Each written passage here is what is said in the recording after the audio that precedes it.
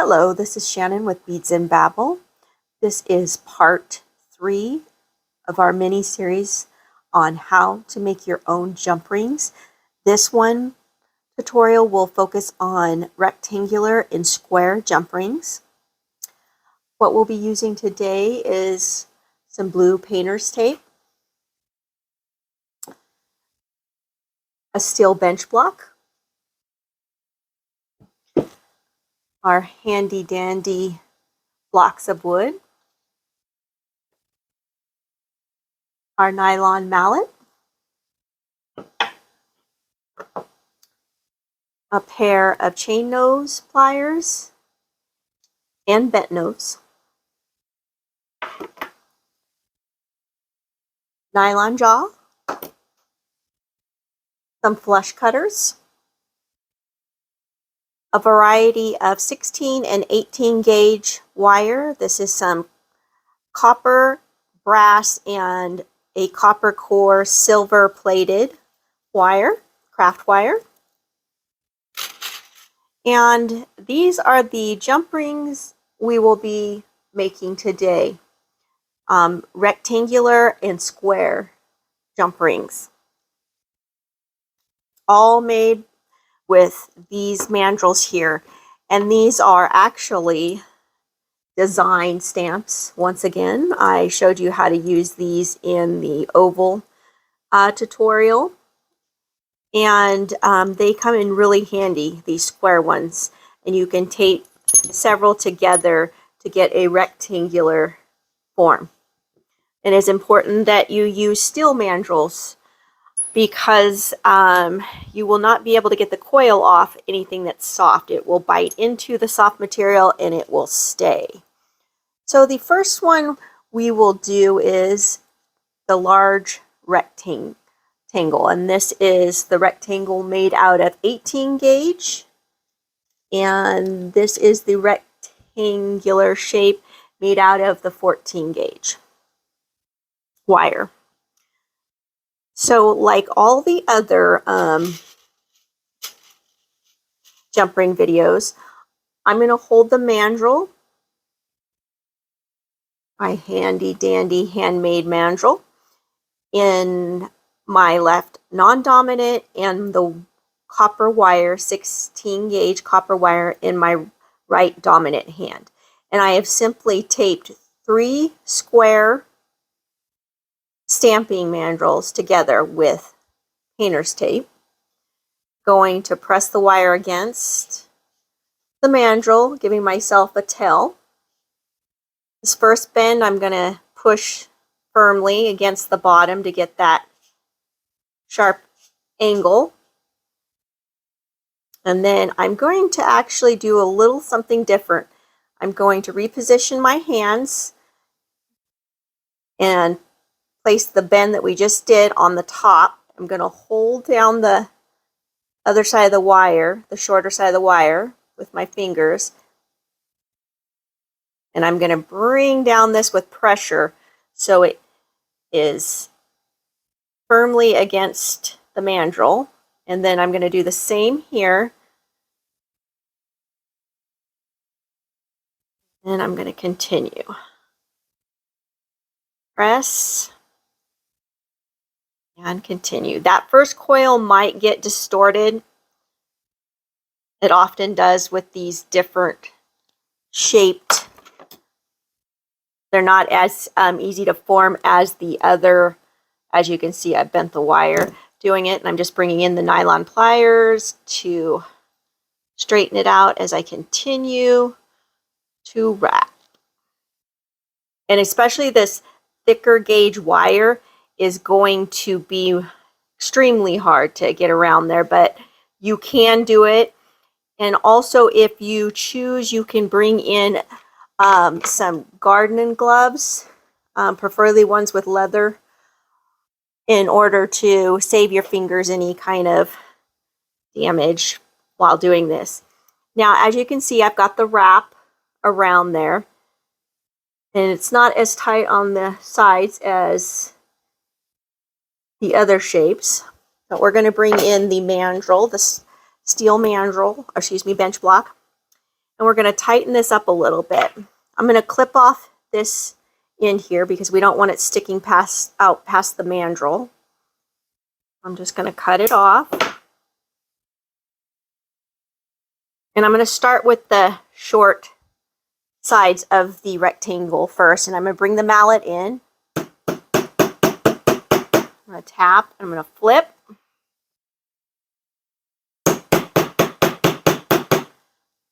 Didn't take much force. And then I'm going to straighten out the long sides. I'm not going to hit them as hard to straighten them out. I keep flipping until I see the shape I want. Go, and then I'm going to lightly tap the ends again. I'm doing all 4 sides.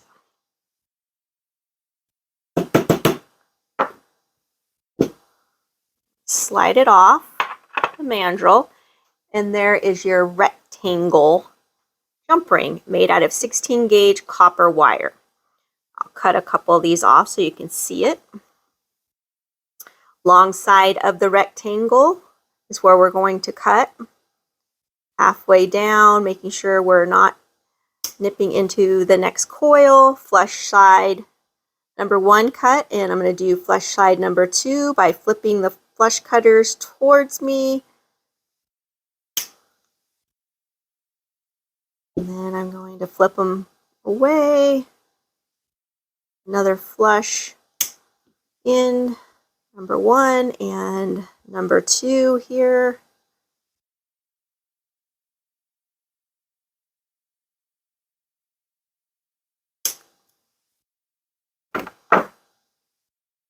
And now this is where the nylon jaw pliers come in handy, because you can kind of manipulate this metal a little bit without distorting the shape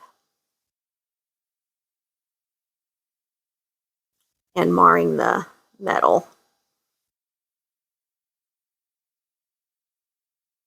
And this will just complete the shape of the rectangles.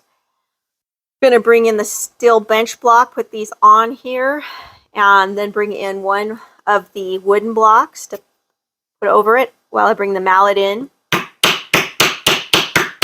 This is just to flatten them and harden them a little bit so they're all the same.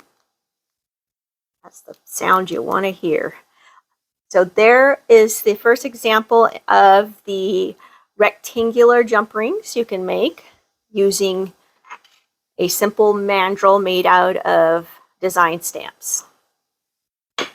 You can use that mandrel for all different sizes, or gauges of wire. Okay, and then this is just 2 design stamps taped together to make a smaller rectangle. Let's see, I'm going to use a 18 gauge craft wire for this one.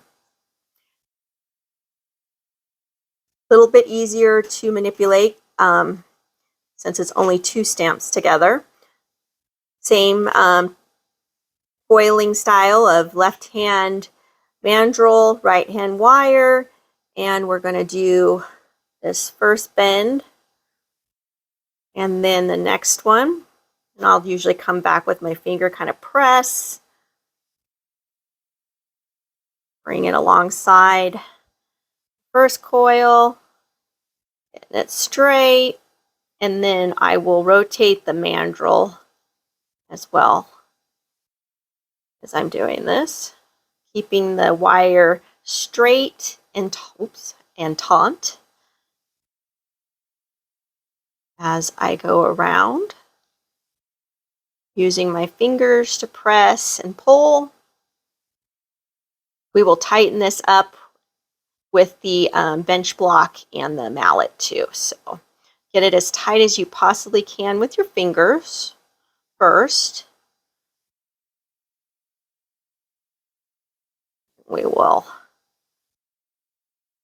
We're going to clip off. Well, I don't know. I think I need to. I can slide that one over there. This one I will have to clip.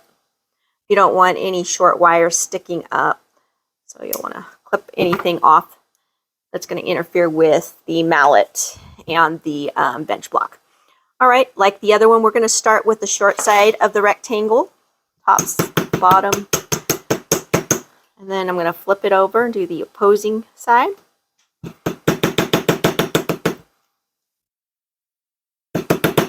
Not hitting very hard at all, doesn't take much force whatsoever to move the wire.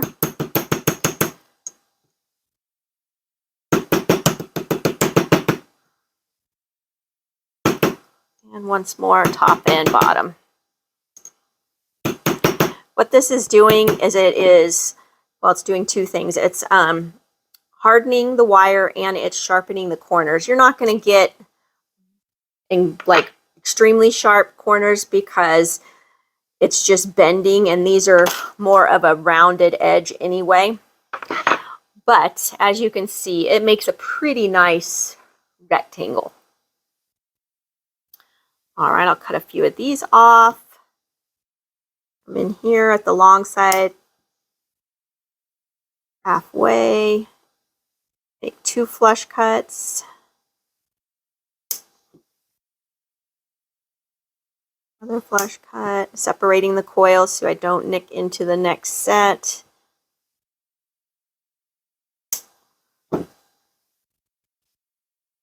I will close them up.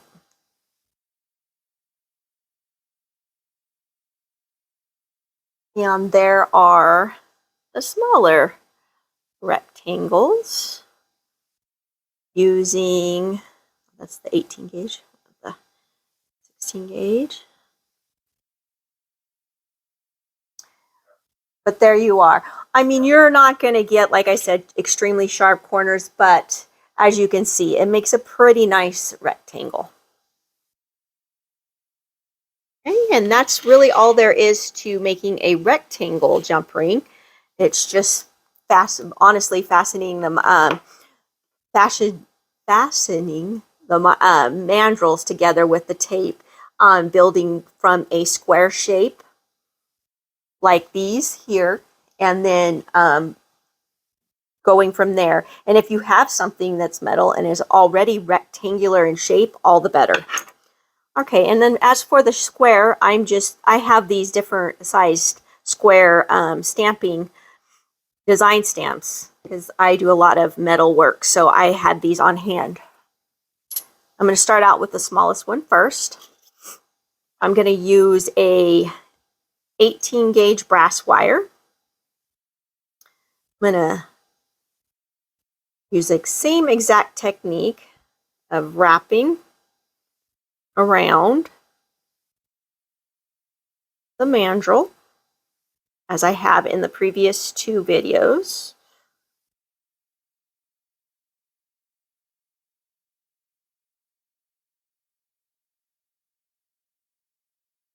And you can turn the mandrel, geez, I'm having a bunch of hard time speaking right now, my goodness. I have not been drinking, I swear. All right, we're gonna cut off this end so it doesn't interfere with the bench block. I think I might be able to get this one to go down. Yeah.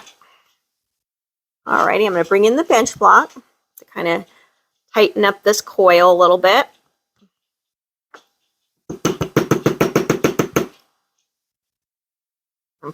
And as you saw, I pushed that together with my fingers. Hammer. Push it together with my fingers. Hammer. And then I'm going to flip it to the other side because I could only hammer so far without hitting my fingers. This side. This side.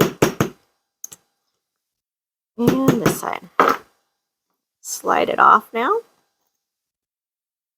And as you can see, you can get a pretty decent square with this technique. That's already a flush in, so I'll flip the flush cutters the correct way so I get a second flush in. Cut another flush in, matching one.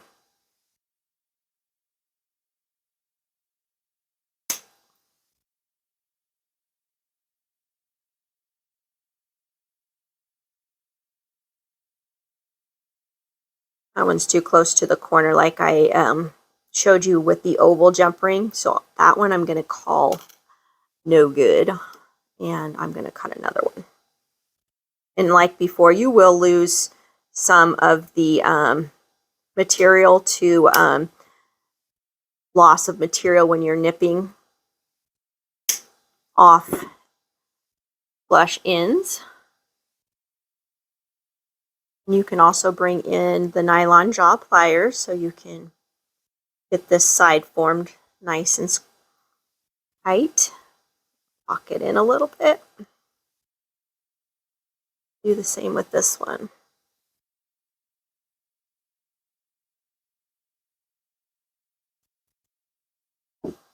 And I'll bring in the steel bench block.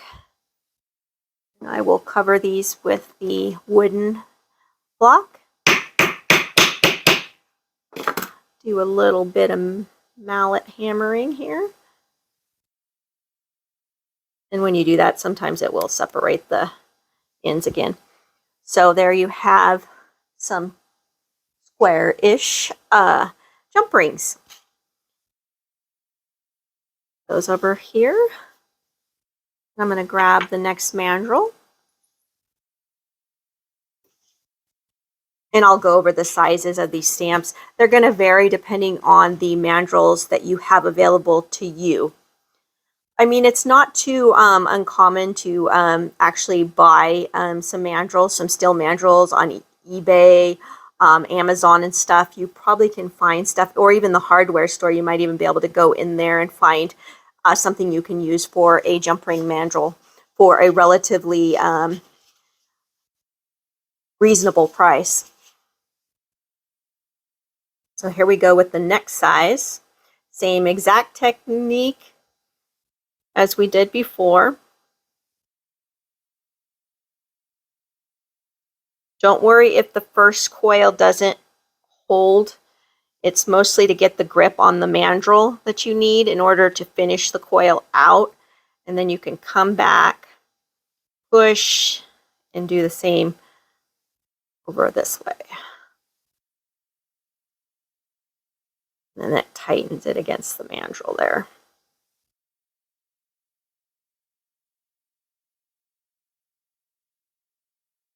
Bring in the bench block.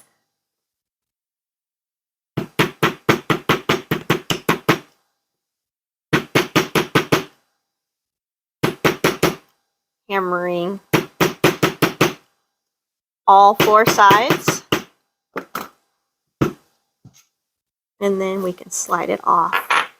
And there is your square jump rings in 16 gauge copper wire.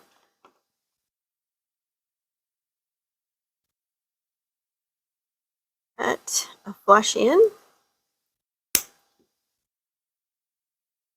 Separate the coils so I can cut the second flush in.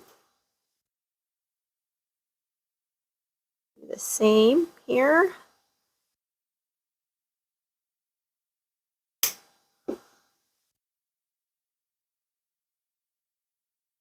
And always inspect your jump rings after you cut and oil and stuff, just to make sure you're flush cutting them all and they're where they should be. The separation, the join is where it should be, not too close to the corners so you have a weak spot. Bring these in and the wooden block.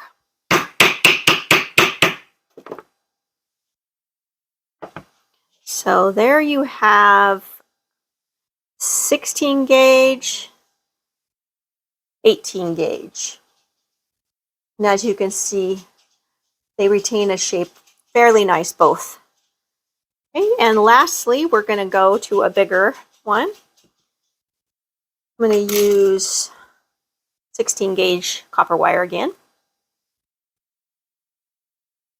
And just a shout out to this store here, the Supply Guy. If you do a lot of stamping, he does some, or they do I should say, some amazing stamps. One of my favorite places. I'm not sponsored. I do like them, and I like giving shout outs to other small businesses if at all possible.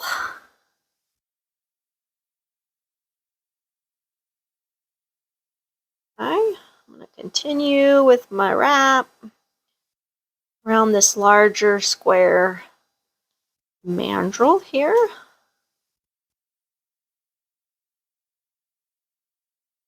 Off the wrap. I'm going to have to cut some copper off of these two tails.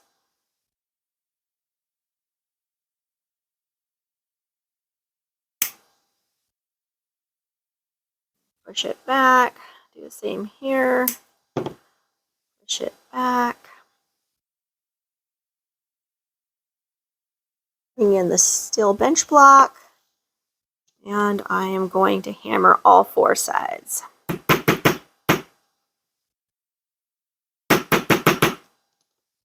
Pushing the coil together.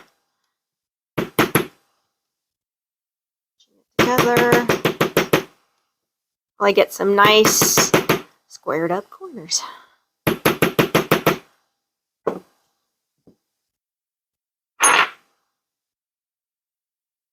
And as you can see, you could get a lot of different sized jump rings with these simple techniques and tools that you already may have in your jewelry toolbox, from your stamping craft, other crafts that I may have not mentioned. Maybe your husband does metalwork and he has some mandrels already that you could borrow. As you know, I go into my husband's toolbox regularly. I put everything back though.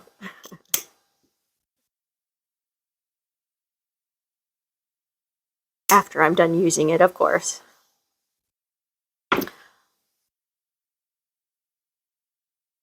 He doesn't seem to mind as long as I return it, the owner. Alrighty, and I'm going to put these on top of the bench block. And we are going to flatten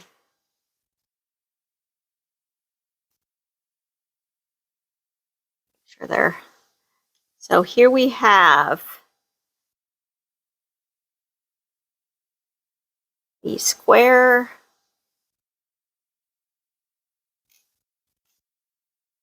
and rectangular